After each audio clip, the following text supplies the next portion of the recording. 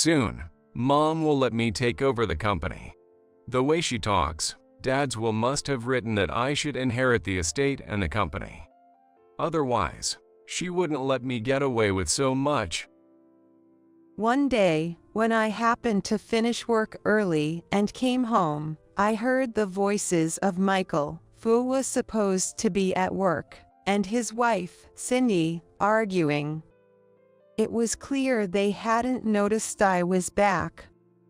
It seems they planned to deceive me and take all the inheritance left by George for themselves. Without being noticed, I left the scene and went back to the office. Once back, I took out the will from George that I had stored in a drawer. No matter how many times I checked, the contents were the same. Michael is misunderstanding this fact, thinking everything will be his. He's walking around with a big head now, but he doesn't yet know the path of ruin that awaits him. My name is Susan, and I'm 55 years old. I'm currently working as the CEO of a cosmetics company. I only took over this company 6 months ago, though. My husband George had established and managed the company. George had suffered a major illness and passed away 6 months ago. Originally an employee at the company, I married George, who was the owner. I continued to work at his side as an employee. However, I never imagined I would suddenly be entrusted with running the company. When George was close to passing, he asked me to continue the company. I couldn't just ignore the wishes of my beloved George. I was just about to discuss the future of the company when I decided to honor his request. The day after hearing my decision, George passed away peacefully. However, I was not allowed the time to immerse myself in memories or even to grieve. The fate of the company and its employees was now in my hands. Fortunately, the employees were very helpful in preparing for the funeral. Even though I thought I was acting as usual, I was grateful for their offer, as I often felt out of sorts and anxious. The warmth of the people gathered was undoubtedly due to George's personality. After all, I myself had married him because I was drawn to his character. Once the funeral was over, based on the personnel decisions George had previously made, I restructured the company. George's management was brilliant, and it was clear he had made many considerations to make my job easier than ever. Even though it was for my sake, the reorganization was done with the consent of the other employees. Thanks to this, there were no complaints from anyone. Thus, the company was able to make a fresh start. It was about 6 months after George had passed away. I had an unexpected visitor. It's been a while, Mom. On a holiday, the sudden visitor was my only son, Michael. It had been a full 8 years since I last saw Michael's face. Seeing one's own son after 8 years is unheard of in a normal family. Indeed, there was a deep reason for this. It all started 8 years ago, when George was still alive. At that time, Michael, a college student, had moved out to live on his own. He did not work part-time because he said his studies were too demanding, and George covered all his living expenses. In hindsight, this was a bit abnormal, and I realize now that we were too indulgent. When you really think about it, It's implausible for a college student to be so busy with studies that he can't even work part-time. Far from his studies being demanding, Michael wasn't even attending college. To be more precise, he had dropped out without discussing it with us. All the tuition we had paid was actually received by Michael, who used it along with the money we sent him as living expenses. And when I say living expenses, most of it was not used properly. It's a common tale among college students, but Michael had fallen into a life soaked in gambling. One day, a collection letter from a financial company arrived demanding repayment from Michael, and that's when we discovered everything. By the time we realized it, Michael's debts had ballooned to an amount no college student could handle. George was furious when he found out, but as a parent, he took on the responsibility and paid off all of Michael's debts. Despite this, Michael shamelessly claimed that everything was our fault. I turned out this way because of you. I didn't do anything wrong. Hearing this, George finally kicked Michael out of the house. It wasn't quite disownment, but it was effectively a severance of ties. Since then, Michael had disappeared from our lives. Naturally, he did not show up at George's funeral, and we couldn't even inform him. We didn't even know where Michael was living or his contact details. And yet, here he was, appearing suddenly. Apparently, he had somehow heard that George had passed away. Despite my misgivings, I couldn't just turn away my own son, and reluctantly invited Michael into the room. I'll take over Dad's company. As soon as he entered the room and sat down, Michael started talking fast. From the moment I saw Michael, I kind of expected it, but hearing it from him directly made me feel even heavier. We haven't cut off our ties as parent and child, right? So, I should have the right to inherit the company and receive the estate. Your first conversation with your mother after 8 years is about money and the company. At least you could have paid respects to George's memorial portrait. In the end, Michael never once paid his respects in front of George's memorial throughout his visit. Michael continued his one-sided conversation, repeatedly insisting on his rights. During this, I learned that Michael now had a wife and a child. Now that I am a father, I am different from before. I want to exercise my rights for my family. Michael was adamant. But, frankly, I didn't want to continue the conversation with Michael any longer that day. I can't decide anything right now, and I have work later, so let's pick another day.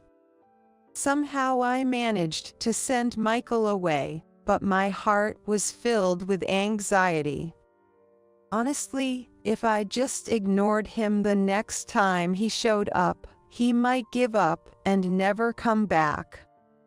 But there was a reason I just couldn't ignore Michael. It was written in a letter left by George. Although he hadn't said it directly to me, it seemed he really needed to convey it. The letter read, "Please forgive Michael." Though he had kicked Michael out, George clearly still had regrets about his son. I had been puzzled why George had never mentioned Michael till the end, but he entrusted Michael's future to me through this letter. Despite everything written in the letter, I couldn't abandon Michael at this point. I made up my mind and decided to wait for the next time Michael would visit. Just 2 days later, Michael came to my place. This time, it wasn't just Michael. His wife Cindy and his son Kevin were with him. Kevin was my grandson, but strangely, I felt no deep emotion seeing him.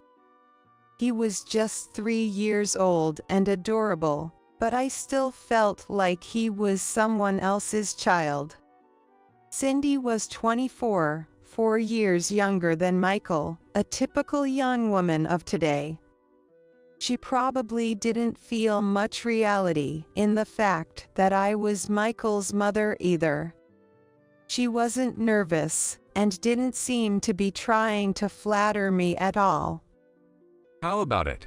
Your grandson is cute, right?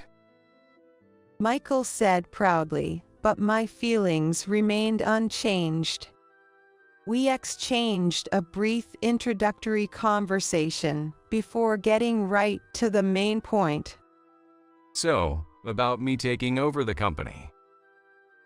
I summarized the content of George's letter and told Michael. Almost immediately, a sly smile began to form on Michael and Cindy's faces. But I can't decide right now, and it's not something I can decide on my own. Upon hearing my words, their expressions quickly turned to irritation. Are you saying you'll ignore Dad's last will?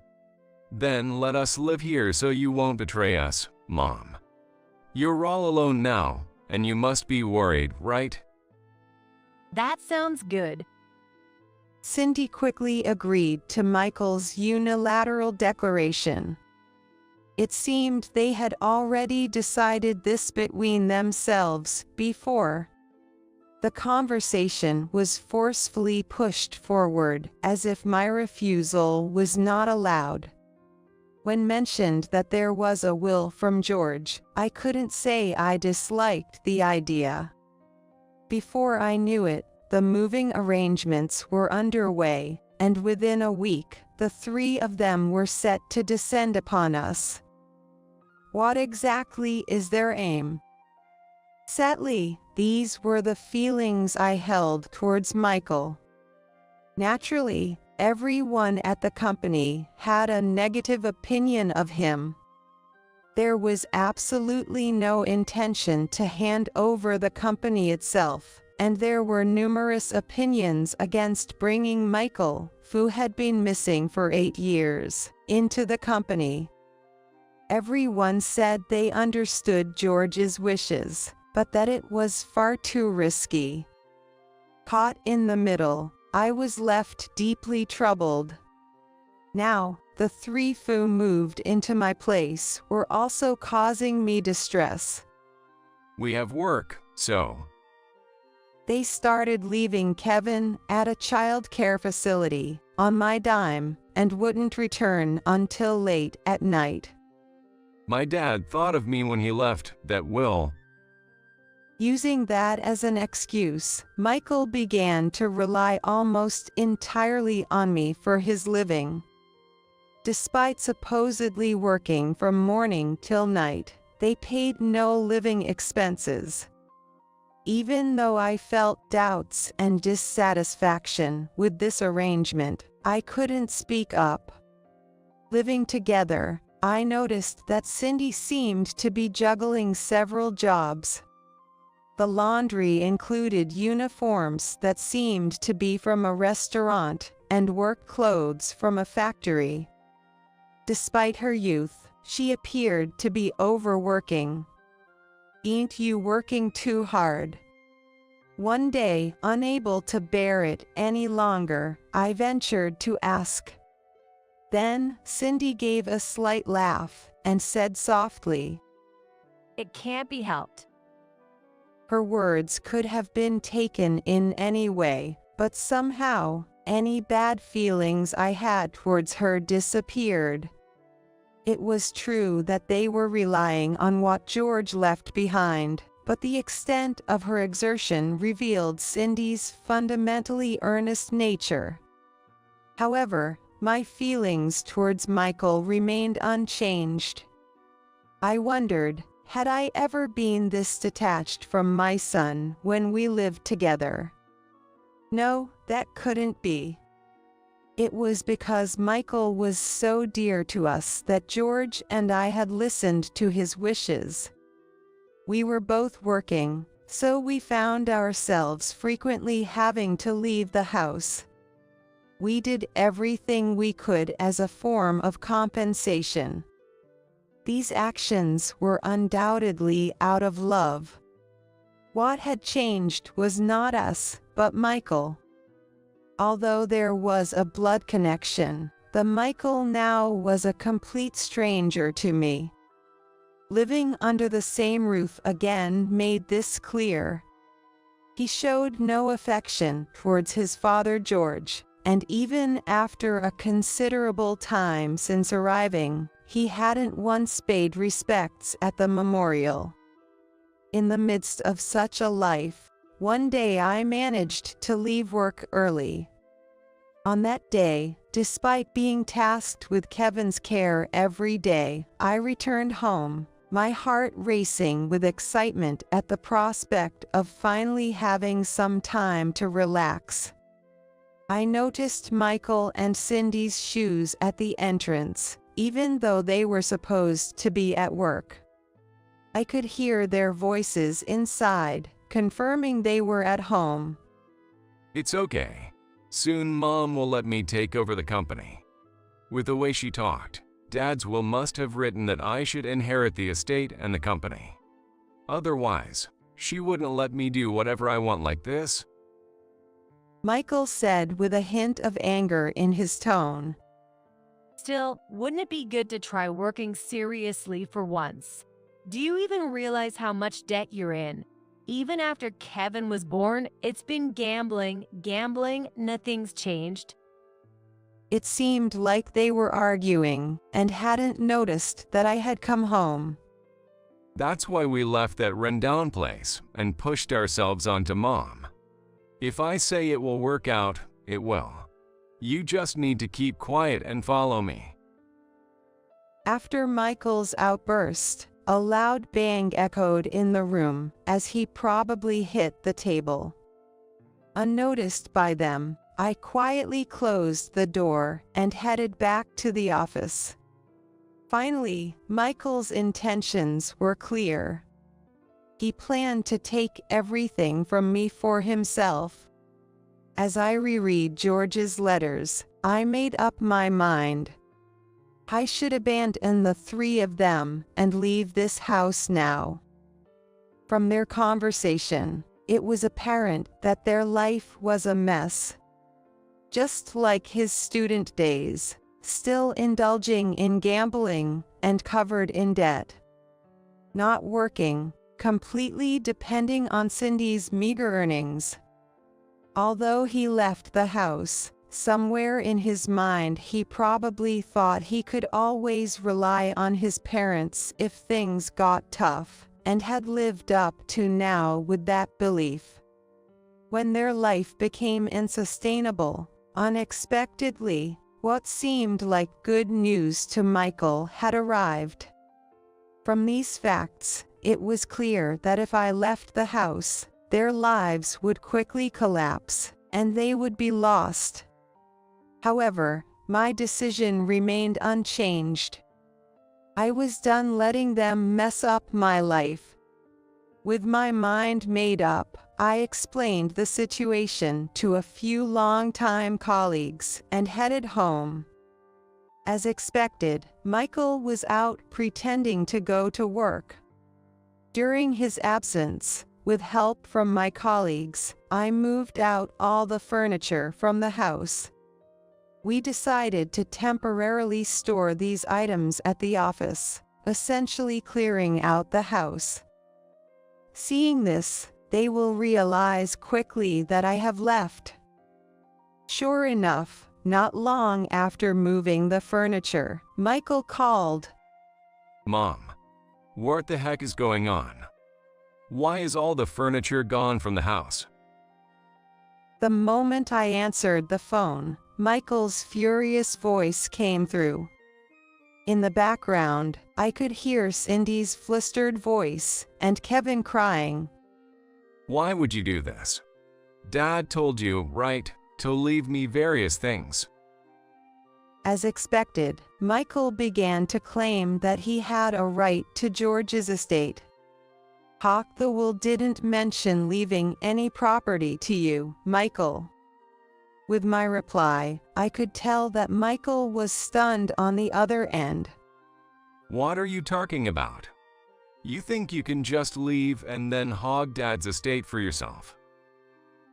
Hogging or not, George's letter clearly stated, all the company and estate go to Susan. But it was understandable why Michael would think that way. Please forgive Michael. George had indeed asked this of me. However, everything he left behind was meant for me. The money and the company were all mine. The letter did say, take care of Michael, but that was a separate matter. Just come back quickly. Otherwise, I'll sue you. Right now, no matter how much I explain, Michael isn't going to listen. He's convinced that I've run off with the company and estate that he was supposed to inherit. See, I told you relying on Susan for everything wouldn't fundamentally solve anything. Cindy's anguished cry leaked through the phone, having guessed the situation. The reason I struggled until the end to abandon the three of them was because of Cindy. It seemed that George's wishes were unilateral, but ultimately, he left the decision to me. He worried that after his death, I would carry the burden of being a mother who abandoned her son. Of course, he also had regrets about Michael, but his true intention was concern for me. Reuniting with Michael honestly stirred my emotions. In fact, I had accepted their whims and welcomed them back home. I repeated George's words over and over in my mind, agonizing over them. Forgiving Michael was supposed to relieve my mental burden. Ignoring George's feelings was difficult for me. However, accepting Michael as he was would ruin my life, of that I was certain. To truly honor George's wishes, I should make a choice that benefits me. I had made a decision, but Cindy was still a concern. Surely, Michael had ruined her life by dragging her around.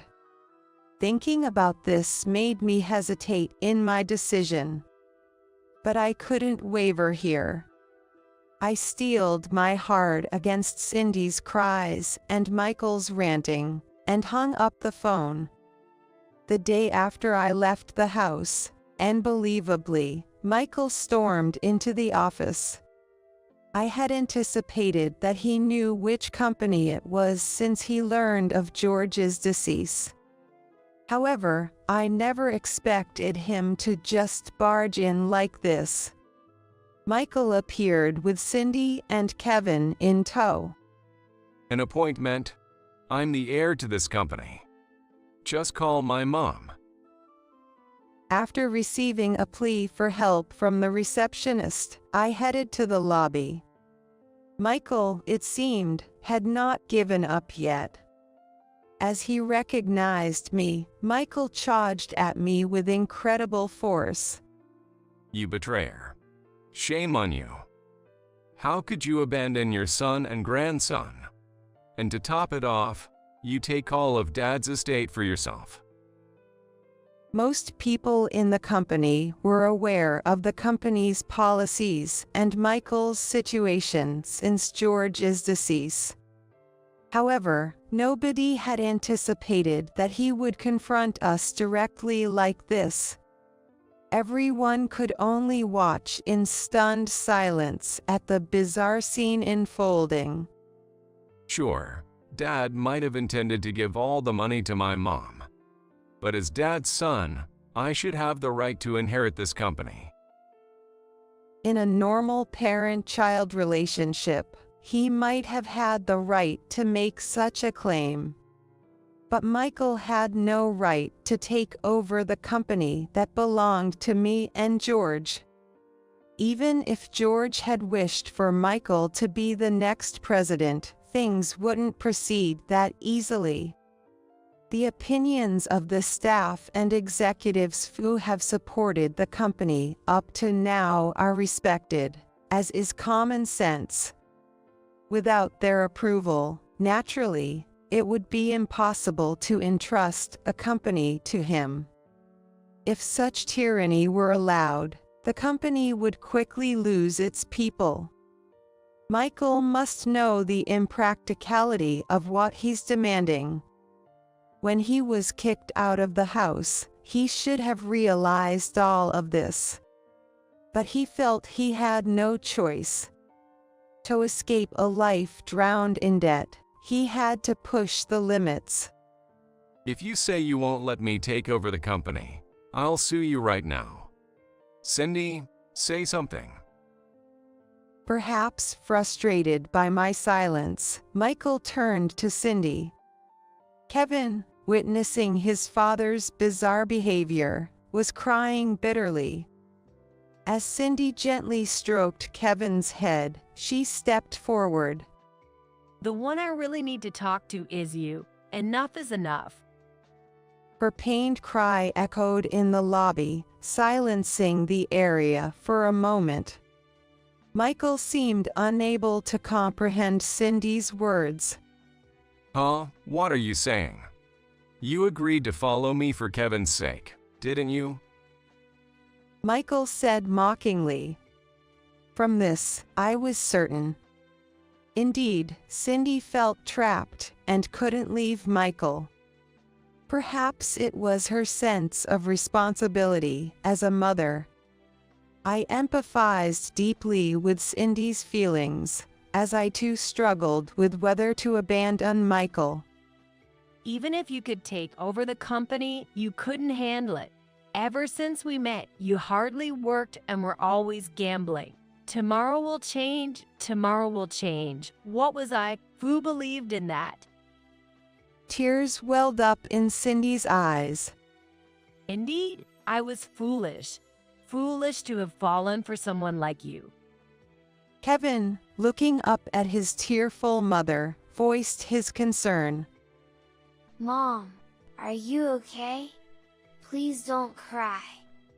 To his question, Cindy responded while stroking his head.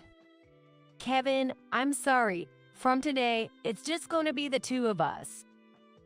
Her voice was weak, yet I could sense her firm resolve.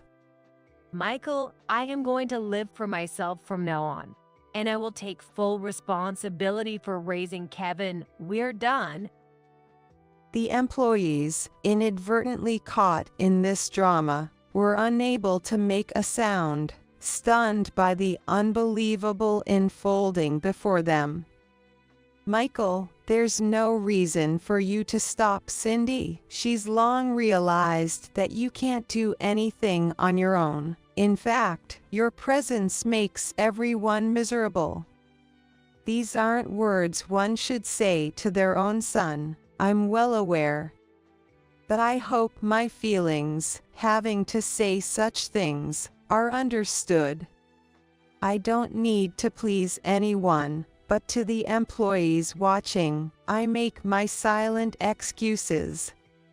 There is nothing left for you here, leave now. If you can't even do that, I will call the police. Michael's face, filled with anger, turned to despair upon hearing the word police. He's been threatened by his own mother to be turned over to the police. For Michael, who's a bit of a softy at heart, that fact was enough to shatter his spirit. Well, it seems like it was more than enough. Police. What are you talking about? Cindy, say something. I'm not getting a divorce. Michael completely lost his composure and turned his anger toward Cindy. Stop. I don't want to call the police in front of Kevin. Fear appeared in Kevin's eyes as he clung to Cindy. It was clear to everyone that Kevin's gaze was not meant for his father. Hearing Cindy's scream, Michael finally collapsed on the spot. He had been rejected by the only person who had ever loved him and devoted herself to him. For Michael, who couldn't do anything on his own, this reality was overwhelmingly crushing.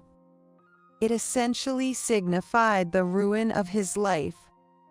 Everyone, I'm truly sorry for bringing my personal issues here. Please go back to your regular duties. With my words, the employees, who had been frozen in place, snapped back to reality. Everyone returned to their routine, acting as if the scene that had just unfolded hadn't happened. At the heart of the area where everyone avoided walking, Michael was on his knees. Michael, in accordance with your father's will, I'll give you a little kindness. I'm giving you 10 minutes to leave this company. You must move everything out of the house by today. If you have any complaints, hire a lawyer with your own money and file them against me. After extending this last bit of mercy to Michael, I turned to Cindy and Kevin. Cindy, Kevin, come with me. Leaving Michael in the lobby with a few employees, I led the two to the executive office. I brewed coffee from the built-in coffee maker and offered it to Cindy. I motioned for the two to take a seat, then began to speak. You followed Michael because you were protecting Kevin. Surprised by my words, Cindy showed an unexpected expression. If you put it that way, my actions might seem justifiable. But honestly, I had my own desires too. I thought if money came in, I wouldn't have to continue living like this. Cindy looked down, staring at the coffee on the table. It's natural to think that way. Ultimately, I abandoned Michael for my own life, but you didn't abandon Kevin. You chose to walk a tough path with Kevin. That decision wasn't just for yourself. As I spoke, tears began to fill Cindy's eyes again. Kevin looked up at his mother and gently rubbed her back.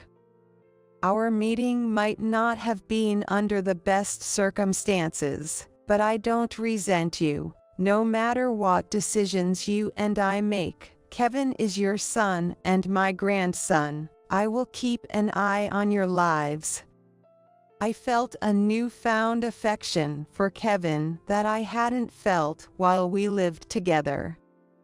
Because I saw him through Michael, I hadn't developed an attachment, but now I fully recognized him as my dear grandson. As I shared my farts, Cindy cried even more. Kevin, young as he was, seemed to understand that these tears were different from the earlier ones. Good to you, Mom. He continued to smile and rub her back. As for Michael, contrary to our worries, he left the house smoothly. He probably finally understood that we had abandoned him. It seemed he realized that staying here would bring him no benefit anymore. After a while of silence, one day I received a call from the local police at the company. Are you a relative of Michael, actually? The officer told me that Michael had been found collapsed in a park. It appeared he had been wandering the streets almost without eating or drinking for several days. He was suffering from malnutrition and mental disarray and was now under protection at a local hospital. The individual seems to be in a state of confusion, and we understand there have been family issues. Since he is an adult, we leave any further actions up to his family members. It seemed the hospital staff were aware of the situation and were not forcing me to take him back. Even though we were family, there was no obligation to that extent.